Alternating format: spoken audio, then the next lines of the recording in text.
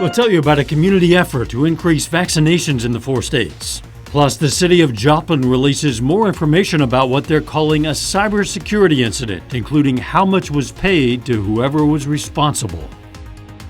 The Kansas Polymer Research Center at PSU has received a grant for $1.4 million, and they say that could translate into big things for the local economy. Details are coming up. The 4 states' most watched news starts now. The Iola, Kansas Fire Department says a woman is dead after a house fire. This is KOAM News at 10. The fire happened at a house on North Sycamore Road. The Iola fire chief says the fire was put out quickly, but a woman inside died. Authorities have not released a name. The Kansas Fire Marshal, Olathe Fire Department, and ATF are assisting in the investigation.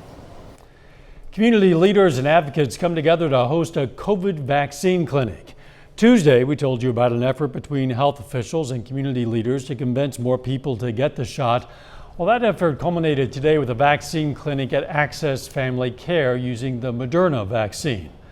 While vaccines were given inside, members of the Community Health Collaborative took to social media to encourage people to come by and get the shot. School children now are expected to have 14 immunizations before they start to school. Those are the diseases that we worried about when I was growing up. Polio, for example, used to be a terrible threat, but it's controlled now only as a result of vaccination.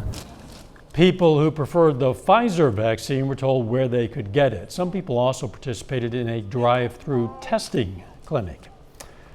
A coronavirus case surge continues across the U.S. with the Delta variant pushing hospitalizations nearly 3 times higher than they were just 1 month ago. And all that's happening as many students are preparing for a return to the classroom. So, is there a way to make schools safe? Mandy Gaither reports on what health experts have to say. The Delta variant continues its assault on the U.S., now accounting for more than 93% of new COVID-19 cases. Deaths up by 42% last week. Hospitalizations are 3 times higher than a month ago. Think about what you can do and what those around you can do to protect yourselves. That's how we stop this pandemic. As schools across the country prepare to welcome back students, there continues to be a concern. Getting everyone in your household who is 12 years of age and older fully vaccinated before the school year starts should be number 1 on everyone's back to school checklist. Health experts say getting everyone who's eligible vaccinated will also help protect those who are too young to get the vaccine. It becomes all the more important that we lean heavily on the other preventative strategies that we do have, like masking, physical distancing, hand washing, in order to keep them as safe as possible. While recommendations for schools will vary based on changes in the pandemic and from one community to the next, right now, more than 90% of the U.S. population lives in a county where people should be wearing a mask indoors, according to the latest CDC guidance. I would not recommend a brand new first day of school mask because you want to really use one that they have worn before, that you know fits well, that they will be able to keep on, and that they're comfortable wearing. For Health Minute, I'm Mandy Gaither. Health experts say wearing a mask at school also provides a layer of protection against other respiratory viruses, which can cause symptoms similar to COVID-19. Moderna's COVID-19 vaccine shows 93% efficacy up to 6 months after the second dose. The company says it's now looking for full government approval. Moderna plans to submit its application to the Food and Drug Administration this month. Right now, the vaccine has emergency use authorization. A 4th COVID-19 vaccine may be seeking emergency use authorization later this year than originally projected. Novavax told investors it's pushed back its initial plans to go to the FDA from the 3rd quarter of this year to the 4th quarter. The biotechnology company says development is going well, with 29,000 people having volunteered to take part in the clinical trial. Novavax is reporting a 90% efficacy against COVID-19 and its variants. The new vaccine could come to market quickly after emergency use authorization because Novavax has been stockpiling tens of millions of doses.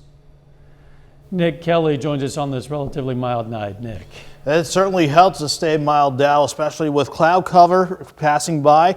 Not to mention some of you picking up on some scattered rain and thunderstorms, but we're dry from 7th and Range Line in Joplin. 67, a mild, nice start this morning, and only topping out at 83. Still well below our normal of 91, but it won't be long before we see numbers like this start to return later on in the forecast. But before we get to that, we had to deal with an upper wave passing just to our north, and as it did pass by, we did see some scattered showers and storms, mainly during the afternoon and early this evening, but all that's pretty much fallen apart. Anything really trying to hold on is near Beaver Lake out in the eastern parts of Benton County. Temperatures right now, not too terrible. Already back in the lower 70s around Stockton and Nevada. Everyone else sitting in the mid 70s. Quick look at the day ahead has everyone dropping back to about 66 with some cloud cover trying to hold on, but I'm thinking mostly sunny skies for tomorrow. But now we go back into the upper 80s tomorrow. 90s are definitely back in the forecast. We'll break down the numbers here in a bit. Catch it in. City of Joplin says it paid out more than $300,000 from its cyber insurance policy following what it calls a cybersecurity incident.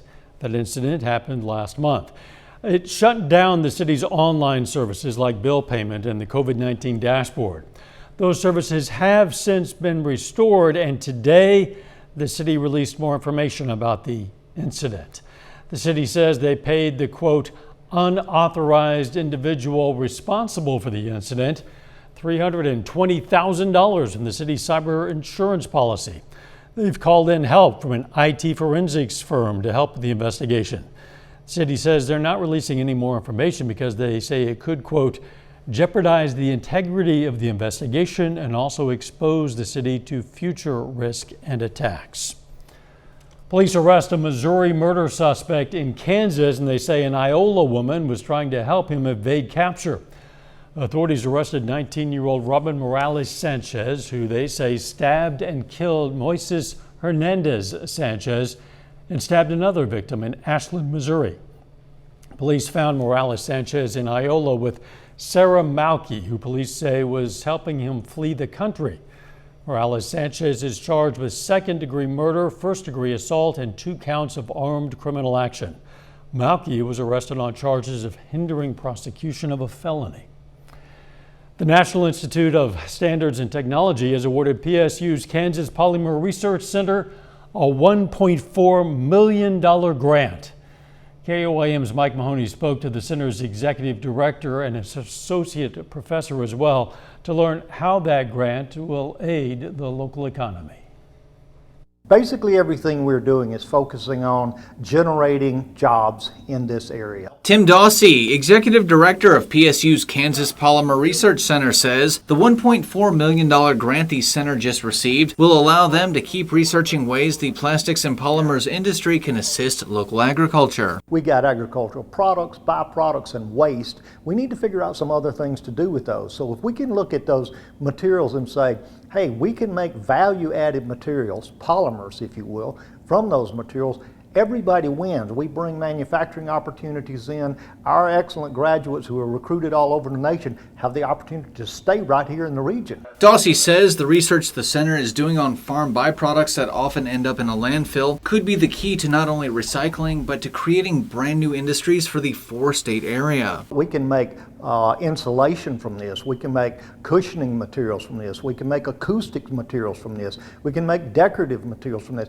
There's any number of things that we can be able to do with that. Associate Professor of Chemistry Ram Gupta shares in his executive director's excitement for the grant because he knows what it will mean for his students. The good point of this grant is that we are able to acquire lots of new equipment which will be very helpful for our students, because hands-on experience is the key for the industrial growth. In Pittsburgh, Mike Mahoney, KOAM News. This grant will also assist the center's FARMS program, which stands for Farmers Accelerating Research in Materials Science. Still ahead, dozens of wildfires continue to burn in California, forcing thousands of people from their homes. And why the DOJ is launching a probe into the Phoenix, Arizona Police Department. Attorney General Merrick Garland today announced the Justice Department is launching a widespread probe into the police force in Phoenix to examine whether officers have been using excessive force and abusing people who are homeless. This is the third sweeping civil investigation into a law enforcement agency brought by the Justice Department in the Biden administration. A raging 3-week-old Northern California wildfire has destroyed an entire town. Greenville went up in flames late last night, and a slice of American history went along with it. The former gold rush town had buildings dating back to the 1800s. Jonathan Vigliotti reports from Greenville. We lost Greenville tonight. This is all that's left of Greenville's library. It looked like this until the Dixie Fire ravaged this historic Northern California gold rush town. In just hours, the blaze destroyed one structure after another, including the post office, a temple, businesses, and homes. It's devastating. I believe I saw a sign over there yesterday that had a grand opening for a music shop and a cafe. Just right over there. Raging since last month, high temperatures, low humidity, and gusty winds fueled the fire's explosive growth this week. In some cases, residents are making firefighters' jobs even tougher. We have firefighters that are getting guns pulled out on them because people don't want to evacuate. The Dixie Fire is California's largest wildfire this year. It now covers more than 300,000 acres. On Thursday, planes dropped fire retardant in a desperate effort to bring it under control. More than 3 hours away, people on the California-Nevada border fled the river fire that created fireballs like this one. Some had only the clothes on their back. Shaking like a leaf, but it's okay. I've got my family together, and that's what's important. In the West, more than 20,000 firefighters are battling 97 wildfires in 13 states. Jonathan Vigliotti, CBS News, Greenville, California. The cause of the Dixie Fire is under investigation. More than 25,000 residents are under evacuation orders. Hey, we have some more good news concerning jobs. Fewer Americans filed for unemployment benefits last week. According to the Labor Department, first-time filings for weekly jobless claims dipped to 385,000.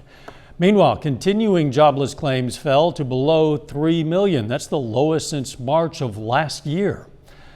A new report shows the impact the coronavirus has had on work-from-home jobs that pay 6 figures. A study by job search site Ladders shows more than 80,000 high-paying remote jobs are available right now. Prior to lockdown, that number was just 7,000. Industries to see the most growth in those jobs include marketing, project management, and finance. Later in their first year playing minor league basketball, the Tri-State 66ers are making a run at the playoffs. We're going to hear from the team about the journey in sports. But first, we have another warm day to kick off the weekend, but the heat's not too far behind. Forecast up next. We had some haze lingering from the wildfires being carried over by the jet stream, but our main weather focus for today was partly sunny skies, which we saw plenty of. Behind the haze, over Indigo Sky Casino Resort outside of Seneca, Missouri. And for some of you, the partly cloudy skies resulted in some scattered rain and storms. We'll get to see how those fared in a moment here, but still amazing the numbers. 83 for the official high today. Impressive considering we should be at 91 on a normal day like this in early August. But even though we stay below normal for tomorrow as we get the weekend underway, we have to see highs start working back up into the upper 80s. A hint that the summer heat and humidity, at least some of it, is eager to return as we go through the next couple days. Before we deal with that, though, we had to deal with an upper level wave. That's what brought in the cloud cover for today. And for some of you, widely scattered showers and a couple of thunderstorms. Didn't really amount to much, thankfully nothing strong or severe, and not much to show in terms of rainfall across the entire region. But underneath any of these good downpours, you can see a couple areas north of Chanute. Follow the color coding. That was putting down almost an inch of rainfall. So any of these strongest downpours certainly lit up to their names for today, but it's not really much out there right now, except for maybe a good downpour or two western sides of Beaver Lake. That's out in eastern Benton County, Arkansas. But Joplin, we're still looking okay. Quiet skies up top, still warm at 76, but it still feels like 76, even though the dew points are sitting in the lower 70s. We do have actual lower 70s on the board, though. 70 in Greenfield, 71 in Stockton. We'll join them in a few hours across the entire region, even though most of us now still sitting in the mid-70s. We'll drop back into the 60s tonight as we say goodbye to this wave that actually brought better thunderstorm chances well to the south of us in southeastern Oklahoma. Not much to show on the surface map here, except for a weak wind shift line, not really a front per se, but it did help kind of spark some of these widely scattered showers and storms today. But again, the main lifting was done by this upper low passing just to our north. Once it moves away, the jet stream is going to start lifting back to the north, and that's when we're going to finally start to see the heat and humidity build back in. But I think we're pretty much done with our rain chances for tonight. I want to hold on to some cloud cover though, but we're dry again to start your Friday morning out with lows back near 66. And the rest of the afternoon looking pretty good. At least it'll look nice, but we'll definitely see the mostly sunny skies and the light south breeze result in higher temperatures. Oh, if I can get this planner to pull out. Nope, it won't let me, but it's got the right idea. Highs around 88 degrees in general with a light south breeze and maybe southwesterly breeze at 5 to 10 during the afternoon. Then once we get past a mild start for Saturday, we go back into the lower 90s as we go deeper into the weekend. I think Saturday stays dry though, even though we're back, fortunately, on the hotter side of the jet. There is one wave I want to watch on Sunday. Even though it passes to the north, it might pass close by to bring in some scattered storms, so that's something I'll keep an eye on for Sunday. But it doesn't change the fact, as long as we're still on the warm side of this jet, despite maybe a few weak waves with the odd rain chance or two throughout much of next week, it's going to be hot and a bit humid once again. 88 tomorrow, 92 Saturday and Sunday. Then once we hit Monday through much of next week, Dow highs back in the mid-90s and morning lows warm and muggy, around 75 or 76. Sounds like a good excuse to stay indoors if you can a week from now. That sounds like a good idea. Thanks, Nick. Coming up in sports, the Pittsburgh American Legion baseball team aims to stay alive in the regional tournament. Plus, the Tri-State 66ers make a push for the playoffs in their first season in Pittsburgh. Jacob Leonard has that story and more next.